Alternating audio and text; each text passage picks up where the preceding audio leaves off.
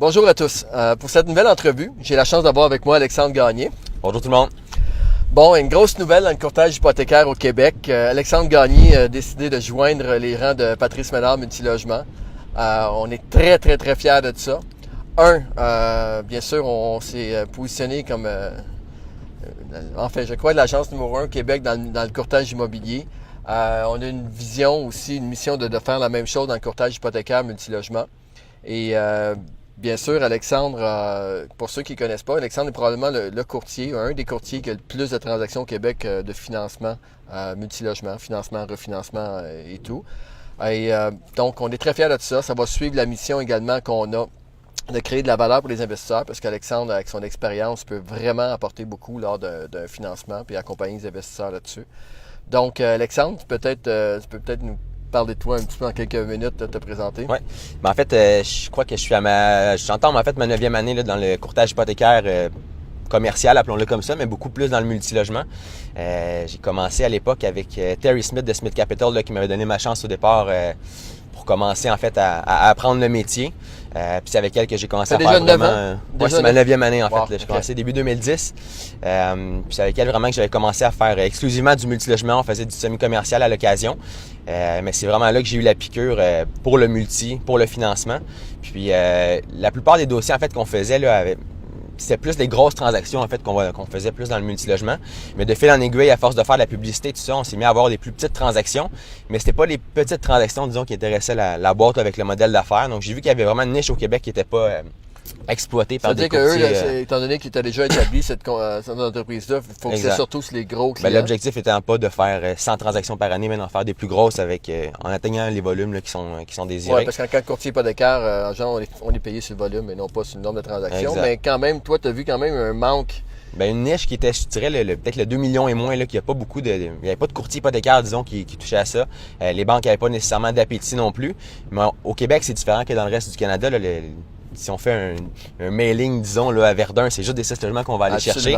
Puis il y en a beaucoup tu l'as expliqué, je pense, dans un de tes rapports, là, la plupart des transactions, c'est les petites unités. Oui. En fait, dans le rapport en passé, je pense qu'il y a 80 ou 90% des transactions qui sont en bas de 25 logements. Là. Exact. Puis la SHL nous confirme aussi avec les transactions qu'eux vont assurer dans l'année. C'est vraiment la niche que j'avais attaquée. Puis en fait, j'avais commencé après ça, j'ai switché avec Multiprêt commercial là, il y a en 2013. Okay. Ça faisait 5 ans pour vraiment attaquer justement cette niche-là là, qui n'était pas exploitée. C'est vraiment là que tu as commencé à développer le créneau des plus petits prêts en bas de 2 millions. Exact. Puis d'essayer d'avoir des pricing dans le fond avec les différents prêteurs, d'essayer d'avoir une offre de service, disons, pour ces investisseurs-là qui étaient peut-être mal servis selon moi, là, pour que ce soit des clients qui ont un 200 portes, mais que c'est tous des petits immeubles. Ils n'ont pas le service qu'ils mériteraient vu l'ampleur de leur parc immobilier. Puis c'est vraiment ça que j'ai voulu attaquer dans le fond. Puis ça a fait mon succès, disons, à faire plusieurs transactions. Puis de fil en aiguille, plus tu fais de transactions, mais plus tu vas être expérimenter, plus tu vas être bon pour les clients par la suite. Absolument, parce que l'investisseur qui a un 8, qui a un 15 ou un 20, en passant, je sais que tu as fait quand même des grosses transactions, là, mais tu as développé quand même ce créneau-là où personne ne voulait aller.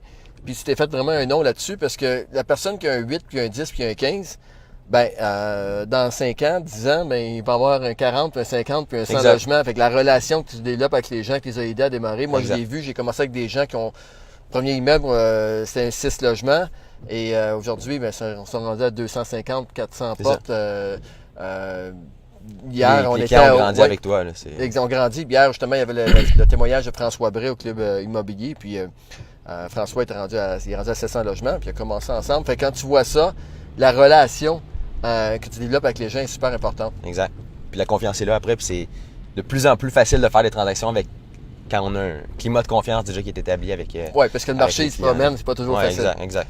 Donc, fait que là, mettons, quand on parle, mettons, on va rentrer dans le technique du financement un petit peu, sans rentrer nécessairement dans les valeurs économiques, mais c'est quand le meilleur moment pour préparer son financement? OK? Est-ce qu'on appelle un mois d'avance? Bon, la réponse, on sait que c'est non, mais 6 mois, 1 an, 2 ans, c'est quand le meilleur moment pour... Moi, je dirais c'est de se préparer. Là, si on se dit qu'un client a pris un terme de 5 ans, mais peut-être après 4 ans, déjà de savoir un peu où est-ce qu'on s'enligne, c'est quoi l'objectif, est-ce que c'est de refinancer, est-ce que c'est de renouveler tout simplement l'hypothèque quand on sera à échéance, est-ce que c'est de vendre l'immeuble, de savoir un peu vers quoi on se dirige. Puis une fois que le planning est fait, 6 mois d'avance, c'est pas trop tôt. On sait le temps que ça peut prendre des fois avec les études environnementales. Il peut arriver plein de pépins aussi dans une transaction. Mais de se préparer. Puis 6 mois, c'est jamais trop tôt non plus, le temps de soumettre le dossier, disons, à la SCHL, au prêteur, tout ça. Puis on est capable aussi, je peux donner un exemple en ce moment, là, mais on est capable, à partir d'aujourd'hui, on est le 4 avril, on est capable de fixer un taux d'intérêt pour un prêt qui va débourser à la fin août, autour du 25-28 août. Donc un client qui viendrait à échéance à la fin de l'été pourrait déjà en ce moment soumettre sa demande à la SCHL en considérant les loyers du mois de juillet. Surtout dans un climat présentement où les taux ça fluctue. Ça n'est pas nécessairement à la baisse, mais il y a plus de chances que ça monte que ça baisse, c'est ça. D'être prêt, je disais à un client ce matin, justement, je pourrais donner aujourd'hui un taux d'intérêt, dire mon taux est à 2 le client serait content. Par contre, je ne peux pas le fixer, le taux d'intérêt. Donc, il faut se mettre en position de fixer le taux d'intérêt le plus rapidement possible, quitte à le fixer beaucoup plus tard, mais au moins d'être prêt que s'il y a une baisse de 20 points dans 4 semaines, on est prêt, on est là, puis la transaction est sécure. Là, exactement. On s'est bien positionné. Donc, fait que ça, c'est bien. Puis maintenant, toi, Alex, comment tu vois, es-tu plus pro-SCHL, conventionnel, bien sûr aussi les prêts privés, aussi on fait du courtage pour les prêteurs privés. C'est quoi un peu ton approche là-dessus? Par défaut, parce que ça fait pratiquement toujours plus de sens, je dirais c'est beaucoup de financement SCHL qu'on va faire. Sur 80 transactions dans une année, je vais peut-être en faire 3-4 des dossiers au conventionnel. Les autres vont tous être avec du SCHL. Pourquoi?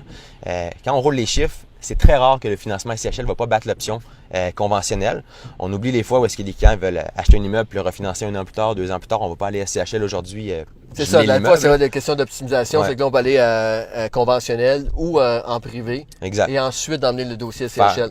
Mais ça se prépare d'avance aussi. Exact. Puis, mais non, la plupart du temps, je te dirais, c'est des dossiers SCHL qu'on va faire. Même un client qui voudrait financer un immeuble à 65-75% de ratio prêt-valeur, l'option SCHL va être intéressante quand même par rapport à l'économie dans le taux d'intérêt qu'on va pouvoir aller chercher. Plusieurs frais qu'on va pouvoir éviter aussi dans la transaction. On a aussi l'assurance SCHL qui est là sur ton immeuble puis que tu vas garder à vie pour la durée d'amortissement de l'immeuble. Puis plus on va bas dans le ratio prêt-valeur, plus la prime SCHL va être faible. Donc, plus l'avantage devient intéressant, surtout côté taux d'intérêt. Puis, il y a beaucoup de clients là, qui vont... aussi que je peux suggérer aux gens, c'est que, bien sûr, comme vous savez, on a beaucoup de données à l'interne et puis on fait des analyses de potentiel qu'on faisait pour les acheteurs, et ainsi de suite. Puis on peut également le faire pour le financement. Quelqu'un qui nous appelle puis il va refinancer dans un an, on peut nous envoyer tout de suite les chiffres. On peut développer une analyse de potentiel. Qu'est-ce qu'on peut faire? Qu'est-ce qui pourrait optimiser? Pas nécessairement dans le but de vendre, mais dans le but de refinancer au maximum. Okay? Exact. Puis on sait que la détention à long terme, c'est ce qui est plus payant à l'immobilier. Bon, pour ça des raisons, les gens vendent des immeubles, là, mais vraiment, c'est prouvé là, que la détention, garder les immeubles à long terme, c'est plus payant. Fait que, est-ce que, c'est ça ce que je propose aux gens, c'est n'hésitez pas à nous envoyer les dossiers longtemps d'avance, comme ça, nous autres, on peut vraiment vous accompagner là-dedans, faire quelques changements que dans 6 mois, lorsqu'on va être le temps de refinancer ou dans un an, ça va faire toute une différence là, sur le montant de financement. Ce que je fais beaucoup aussi, puis qui est une de mes forces, c'est vraiment de faire l'analyse aussi du parc immobilier au complet. Un client peut appeler, il y a un 8 logements refinancés, mais le client a 200 portes. C'est pas juste avec le 8 logements que je vais pouvoir être intelligent dans la transaction, mais c'est regarder l'ensemble du portefeuille immobilier. Des fois, il y a des clients qui ont du financement aux mauvaises places, sur les mauvais immeubles. Puis ce qu'il faut regarder, c'est ton portefeuille overall, le net à la fin du parc au complet. Des fois, un immeuble peut être bien financé, mais si les autres ne le sont pas, ça vient impacter dans le parc immobilier au complet. Puis dépendamment le type d'actifs aussi que les clients vont avoir, il y en a qui vont avoir du petit locatif, il y en a qui vont avoir du commercial, du semi-commercial. Tu n'as pas les mêmes conditions. Des 2,5, des 4,5, il y a différentes grandeurs de logement. Ouais, c'est toujours dans le multilogement standard, assuré SCHL, qu'on va avoir les meilleures conditions pour l'ensemble d'un parc immobilier. Fait que c'est là qu'on doit mettre idéalement le plus d'hypothèques. Exactement. Souvent, les gens, justement, je parlais avec quelqu'un hier, puis il me disait, Patrice, moi, c'est 2,5, la CHL ne voulait pas les financer. Il dit, non, la CHL finance les 2,5. Il y a certaines règles à suivre, mais c'est les meilleurs produits, c'est ça, parce que sinon, tu es obligé de te ramasser à 65% conventionnel. Exact. Donc, des petites règles là, qu'on peut rentrer en détail éventuellement, mais ça, c'est important. Maintenant aussi, la perception des gens du courtage hypothécaire, c'est souvent, ils vont me trouver le meilleur taux. Honnêtement, dans le multilogement, peut-être que le résidentiel, c'est différent, mais dans le multilogement, je crois que le professionnalisme que tu apportes, ou que William dans l'équipe, c'est que l'expertise qu'on emmène, c'est beaucoup plus que le taux, parce que c'est vraiment d'aller chercher le bon prêt. Moi, c'est plus, j'aime mieux matcher un acheteur, un investisseur avec le bon type de prêt. Puis on sait présentement c'est qui a le meilleur produit dans les CHL, on sait c'est qui a le meilleur produit dans le conventionnel, on sait c'est qui le meilleur prêteur privé. Fait que ça donne rien de commencer à magasiner des taux. C'est évident, on sait c'est qui les prêteurs. Exact. Maintenant, c'est savoir c'est quoi le bon produit pour toi, puis c'est quoi la stratégie. Est-ce que c'est mieux d'y aller à 5 ans, 10 ans? Tu sais, de regarder, est-ce qu'il y a une partie de ton parc immobilier que tu peux y aller à long terme, une autre partie qui va être à court terme? Ouais, de diversifier les échéances. Exactement. Il y a plusieurs stratégies qui peuvent être possibles là-dessus. Puis le taux d'intérêt, on a souvent le meilleur aussi, là. Oui, le taux c'est pas le taux qu'il faut regarder, mais c'est l'ensemble. Des fois, ça peut être juste le taux de qualification qu'on va utiliser. Pourquoi utiliser un taux de qualification qui est plus élevé si on sait qu'on va être à peu près à un certain taux d'intérêt? Il y a des banques, il y a des institutions financières qui vont utiliser un buffer un peu trop gros qui va venir empêcher d'aller chercher le maximum de financement. Nous, comme courtier hypothécaire puis comme correspondant approuvé SCHL, on est capable de jouer un petit peu là-dessus. Oui, parce qu'on tu présentes toi-même, toi puis William, vous présentez directement les dossiers. Ça, c'est notre gros avantage. Je pense que William en avait parlé dans son vidéo. Mais c'est notre avantage numéro un d'avoir le contact. On a la chance de pouvoir parler directement avec la SCHL, de représenter les institutions financières, ceux avec qui on est accrédité. Mais on est là puis on se bat pour le client dès le départ pour aller chercher justement ce qu'il y a de mieux pour lui en expliquant justement les risques s'il y a à en avoir. On donne l'heure juste dès le départ. Qu'est-ce qu'on sait qu'on peut aller chercher? Qu'est-ce qu'on doit essayer d'aller chercher? Tu es habitué justement de discuter, de négocier avec les souscripteurs. Les souscripteurs vous respectent, vous connaissent, vous savez la plupart, au nombre de transactions. Vous faites juste ça. Fait que vous commencez à connaître, développer des relations. Il y en a plusieurs, c'est des amis. Il n'y aura pas d'avantage nécessairement. C'est juste que les gens savent que si Alex voit ça de même, ils vont t'écouter avec l'expérience que tu as, les gens de la SCHL. Maintenant, si tu te mets là, dans les yeux d'un souscripteur SCHL, puis tu vas visiter un immeuble, comment qu'un souscripteur peut penser, selon toi, là? Bien, évidemment, ils vont faire tout ce qui est physique sur l'immeuble, la condition de l'immeuble en général, que ce soit porte, fenêtre, toiture, briques, les ventes de bœuf à éviter, évidemment. Mais condition générale de l'immeuble, on aime aussi avoir un bon feeling quand on rentre dans l'immeuble. Il y a des blocs où est-ce qu'on va aller, puis tout de suite, tu te sens bien, tu te sens chez toi, puis tu as pratiquement le goût d'habiter là. Ça, tout de suite, c'est positif pour le client. La SCHL va être moins, appelons-le picky, disons, s'il y a un bon climat dans l'immeuble, versus si on rentre, puis il n'y a pas des bonnes odeurs, c'est pas propre, il y a des choses qui peuvent traîner dans les corridors, il y a des bottes partout dans les... Absolument. Puis là, le souscripteur, déjà, voit le dossier, puis là, lui, la question, parce qu'il sait que, bon, c'est peut-être mal géré par le propriétaire actuel, fait que, mettons qu'il est avec le sans refinancement, ça n'aide pas beaucoup. Si tu es avec un acheteur potentiel qui veut acheter, c'est une transaction immobilière que tu finances. Et là, à ce moment-là, le souscripteur va dire, est-ce que l'acheteur que je suis en train d'étudier est capable d'emmener cet immeuble-là à un autre niveau ou pas? Puis ils vont vraiment souvent avoir les yeux d'un investisseur, les souscripteurs. Ils vont vraiment voir quoi à faire. Puis souvent, les gens, tu sais, c'est des chiffres, oui, ils ont des paramètres qu'on suit, mais ils vont également regarder le potentiel d'un immeuble. Le souscripteur, quand il va voir que le coût par logement dans un secteur est beaucoup trop élevé, même si le taux de capitalisation ou le taux global d'actualisation match, la MRB match, le ratio de couverture de dette est correct, mais si l'immeuble a été trop optimisé, ils vont souvent y aller sa défensive. Au contraire, s'ils reconnaissent qu'il y a un potentiel important dans un immeuble, ils vont être plus agressifs. Exact. Fait que vraiment, les voir les souscripteurs comme des partenaires, puis de voir vraiment, d'être transparent aussi. Hein. Des fois, il y en a qui vont avoir eu, disons, une mauvaise expérience avec la SCHL parce qu'ils avaient demandé des travaux à faire, puis tout ça, mais quand c'est une transaction de vente surtout, puis que la SCHL va demander des travaux à faire, comme acheteur, moi je me sentirais bien parce que je me dis, la SCHL sont là pour faire des dossiers, ils sont pas là pour refuser les transactions, ils sont là pour nous, sont là pour développer le parc immobilier de locatif au Canada, au Québec, mais ils sont là pour les faire, les transactions. Puis si la SCHL te recommande de faire les travaux la plupart du temps, c'est que les travaux sont dus pour être faits. Puis comme acheteur, tu devrais te dire, tout se négocie dans le sens où ils demandent des choses, on peut dire, tu arrives avec un plan, tu sais, tout se négocie. Puis c'est ça un peu la job du courtier hypothécaire, le tampon, est-ce que la CHL veut, est-ce que l'investisseur veut, puis essayer de matcher ça comme il faut. C'est pas que ce soit de négocier des travaux à faire rapidement en 1 an, de les mettre des fois sur 5 ans, mais de donner la chance de faire une belle transaction, puis d'amener l'immeuble justement à son plein potentiel, où est-ce qu'il va avoir été rénové, il va être de qualité, il va amener des bons locataires, un bon climat dans le voisinage. C'est ça, c'est ça leur objectif. Maintenant, une erreur à éviter. Une erreur à éviter quand tu présentes un dossier. Une erreur à éviter, cacher des choses. Ah oui. Il n'y a rien de fait. Des fois, je dis à des clients, je dis, moi, je suis ton avocat, tu dois tout me dire. Bon, je dois tout savoir. On veut jamais soumettre un dossier puis apprendre plus tard qu'il est arrivé quelque chose, il y a un document qui a été caché, il y a une information qui n'a pas été fournie. On n'est pas avancé, puis ça va toujours ressortir. C'est sûr, certain. Les gens, si on prend l'exemple soit d'un évaluateur gréé, soit d'un souscripteur SCHL, quand ils font eux-mêmes les évaluations, écoute, ils font ça la journée longue.